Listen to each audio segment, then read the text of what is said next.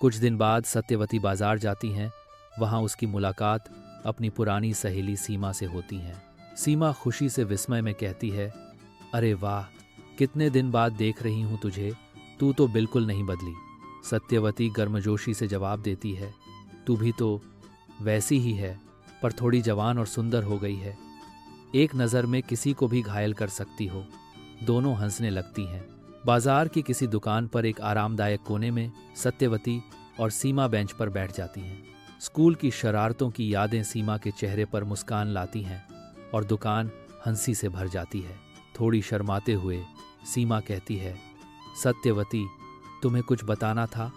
मैं तुम्हारे गांव के एक लड़के से प्यार करने लगी हूँ।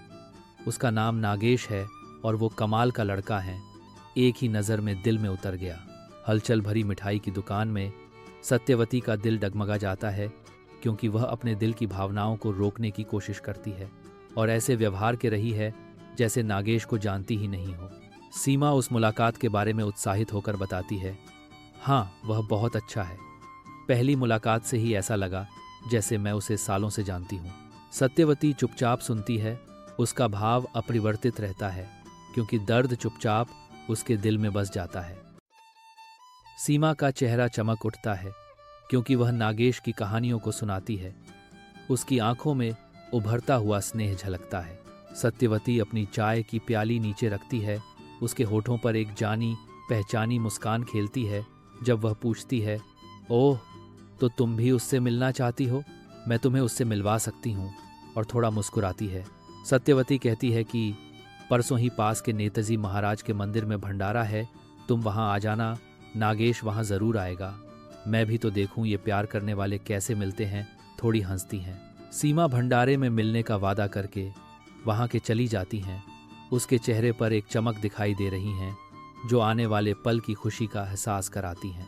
अपने घर की एकांतता में सत्यवती छाया में लिपटी बैठी है, जो थोड़ी उदासी और चिंता का भाव चेहरे पर लिए हुए हैं। सत्यवती एक अजीब दी उलझन में पद है। क्या करे, उसे कुछ भी समझ नहीं आ रहा है।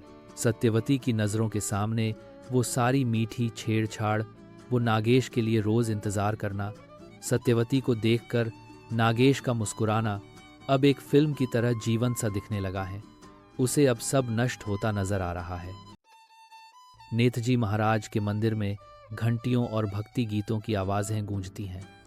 हर साल की तरह इस बार भी भंडारे का आयोजन किया गया है। नागेश भी निस्वार्थ भाव से भंडारे में अपनी सेवा दे रहा है। वह भक्तों के बीच प्रसाद वितरित करने में मदद कर रहा है। नागेश की दुनिया ठहर जाती है, क्योंकि वह सत्यवती और सीमा को हंसते हुए देखता है। यह दृश्य उसके दिमाग में हलचल मचा देता है। वह आश्चर्य के भाव से दोनों को देखता है। सीमा नागेश की तरफ उत्सुकता भरी नज़रों से देखती हैं और एक साधारण अभिवादन के साथ अपने आने की सूचना देती हैं। सत्यवती को नागेश की निगाह महसूस होती है, लेकिन वह मुड़ जाती है। नागेश अनिश्चित रूप से सत्यवती और सीमा की ओर बढ़ता है। नागेश एक बनावटी मुस्कान के साथ पूछता है, क्या तुम दोनों एक दूसरे को जानते हो? सत्यवती ने उत्तर दिया, सीमा मेरी पुरानी दोस्त है और वह आपसे मिलना चाहती हैं।